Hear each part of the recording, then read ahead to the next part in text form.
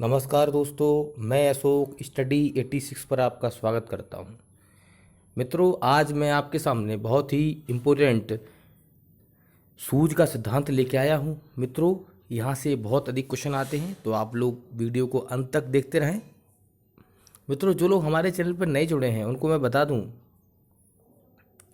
कि हमारे चैनल पे आपको, अगर आप नीचे डिस्क्रिप्शन में जाएंगे तो हिंदी के संपूर्ण वीडियो प्राप्त हो जाएंगे और साथ ही साथ मनोविज्ञान के संपूर्ण वीडियो बहुत छोटे छोटे हिस्सों में बना के मैंने डाले हैं, तो आप लोग उनको देख सकते हैं।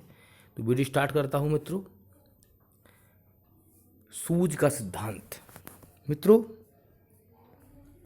सूझ का सिद्धांत जो है वो कोहलर ने दिया था मित्रों, या हम ये भी कह सकते हैं कि गैसाल्टवादियों ने दिया था। तो मित्रों, सूझ के सिद्धांत को अनेक नाम से हम जानते हैं, ठीक है। तो इसको गैसाल्ट सिद्धांत भी कहते हैं मित्रों, जैसा कि मैंने, देखिए ये गैसाल्ट सिद्धांत भी कहते हैं, दिख रहा होगा आपको, दिख रहा है। गैसाल्ट सिद्धांत भी कहते हैं, सूझ का सिद्धांत भी कहते हैं, अंतर्दृष्टि अधिगम का सिद्धांत भी ही कुछ कहते हैं मित्रों, और इनसाइट लर्निंग थ्योरी भी मित्रों इसी को कहते हैं।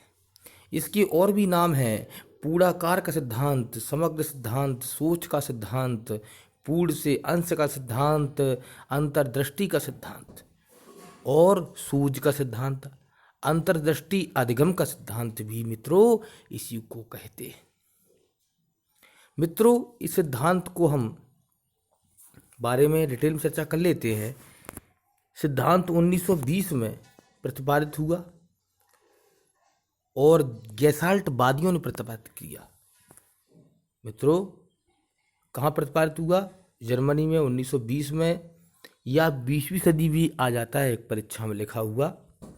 आगे बात करते हैं मित्रों, गैसाल्टवादी कौन थे। सबसे बड़ी बात ये तो मैं चर्चा कर लेता हूँ।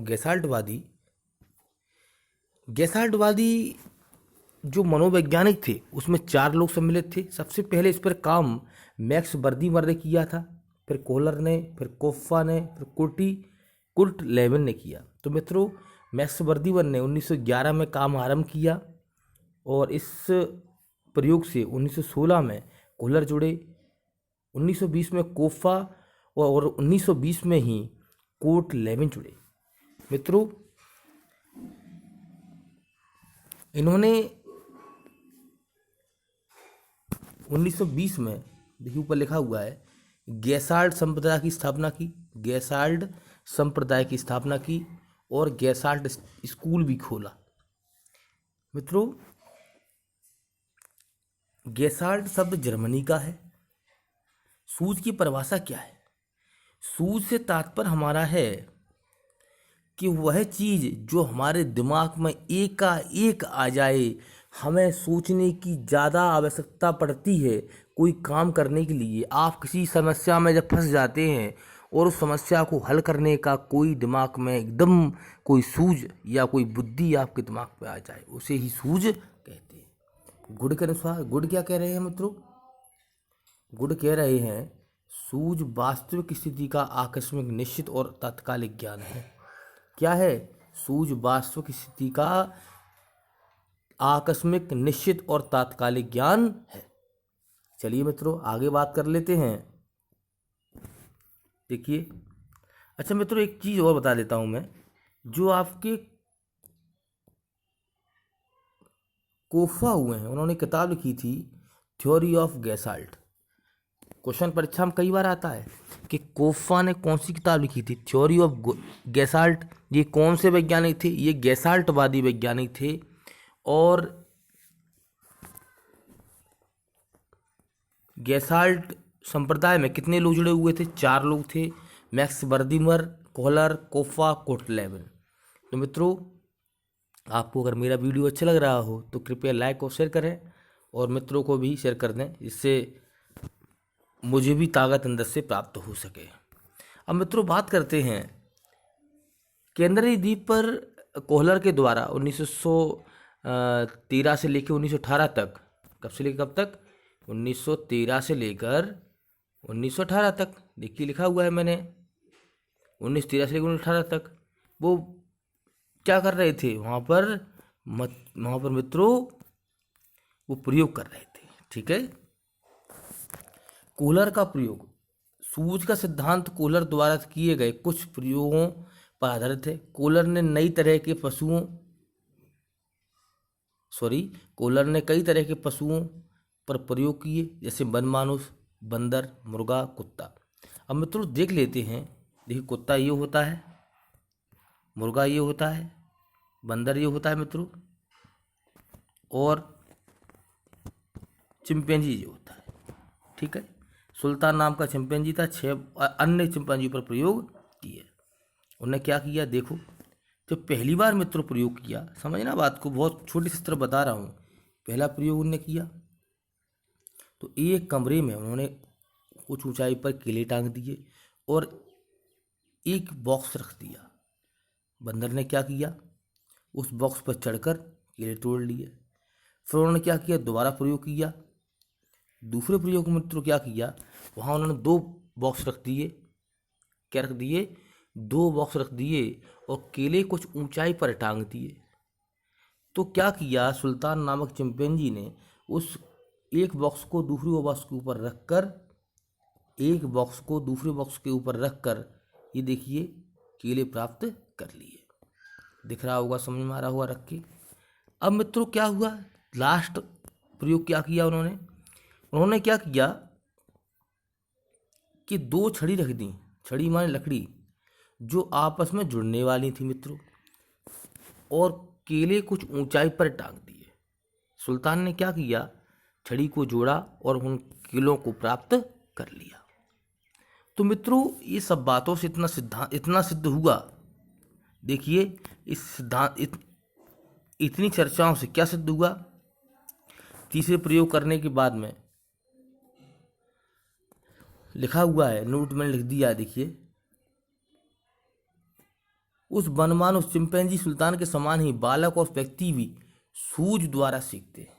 व्यक्ति हो या बालक हो या चिंपैंजी हो, किसके द्वारा सीखते हैं, सूझ के द्वारा सीखते हैं। सूझ का आधार कल्पना है मित्रों। क्वेश्चन परीक्षा में आता है, सूझ का आधार क्या है, कल्पना। अब सूझ का सिद्धांत जो है उसका शैक्षणिक उपयोग क्या हो सकता है। यह सिद्धांत रचनात्मक कार्यों के लिए लाभप्रद है। यह सिद्धांत यांत्रिक रूप में सीखने विरोध करता है। समझिए, यह सिद्धांत उच्च बुद्धि लब्धि वाले प्रतिभाशाली एवं सृजनशील बालकों की शिक्षा के लिए उपयोगी है मित्रों।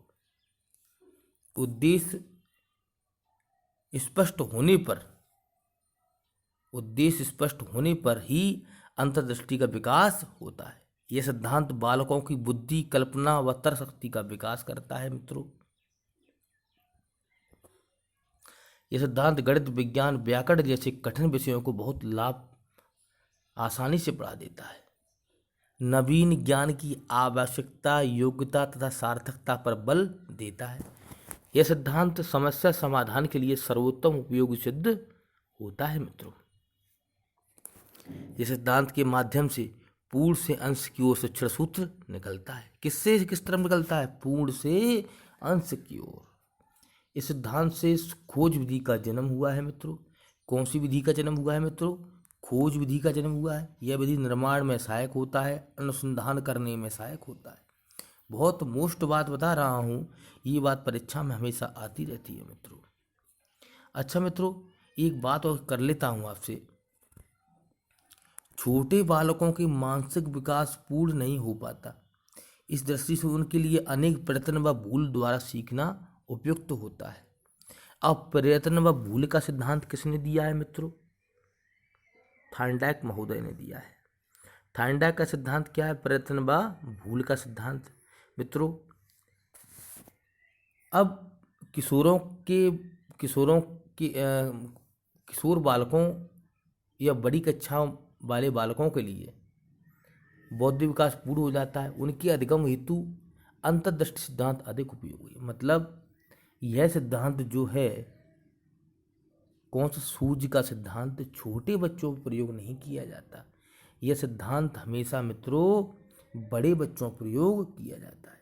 किस पे किया जाता है भैया, देखिए, अंतर्दृष्टि सिद्धांत बड़े कक्षाओं वाली बच्चों पर प्रयोग किया जाता है और प्रयत्न बोलो सिद्धांत छोटे बच्चों पर प्रयोग किया जाता है। मित्रों, सिद्ध क्या होता है? छोटे बच्चों के लिए प्रयत्न व भूल का सिद्धांत है, किसका? थार्नडाइक महोदय का। और मित्रों, यो आपका प्रयत्न अभी अंतर्दृष्टि का सिद्धांत या कह सकते हैं अपन अंतर्दृष्टि सिद्धांत या सूझ का सिद्धांत कह सकते हैं। यह सिद्धांत मित्रों बड़े बालकों के लिए है। इसके संबंध में एक चीज़ और बता दूं, शायद आप लोगों को नहीं पता होगी तो मैं बता देता हूं। मित्रों, सीखने में अंतर्दृष्टि की समकक्ष जब बात जो सीखने के समक्ष अंतर्दृष्टि के समक्ष एक सिद्धांत जीन पियाजे का संज्ञानात्मक विकास सिद्धांत है। भाई, जीन पियाजे ने सिद्धांत दिया था संज्ञानात्मक विकास सिद्धांत, क्योंकि इसमें भी बालक को स्वयं के सीखने और वातावरण सीखने बल दिया जाता है।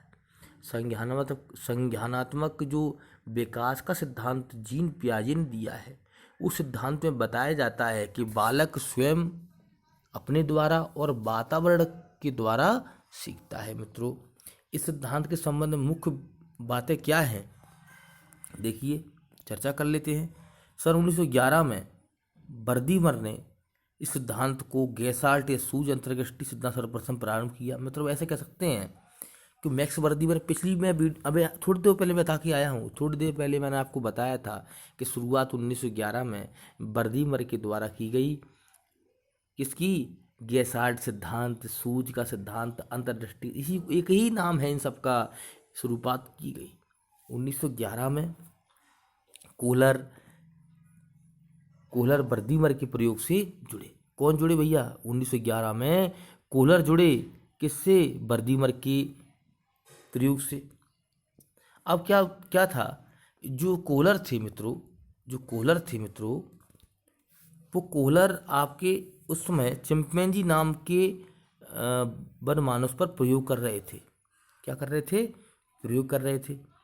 ठीक है। 1911 में कोफा ने थ्योरी ऑफ गेसाल्ट नामक की एक पुस्तक लिखी, जिसके द्वारा यह सिद्धांत पूरी दुनिया में प्रतिपादित हुआ। मित्रों, क्या हुआ? यह सिद्धांत पूरी दुनिया में पहुंच गया। गेसाल्टवादी सिद्धांत पूरी दुनिया में पहुंच गया। मित्रों, अगर मेरा वीडियो आपको अच्छा लगा हो तो लाइक और शेयर करें और चैनल को सब्सक्राइब कर लें, और एक लाइक तो बनता है मित्रों। और भी जितने वीडियो आपको चाहिए बाल विकास के हिंदी के सारे वीडियो जो आपको नहीं मिल रहे हैं, आप कमेंट्स बॉक्स में लिखकर भेज सकते हैं। मैं उन वीडियो को बताने का, पढ़ाने का प्रयास करूंगा। धन्यवाद मित्रों।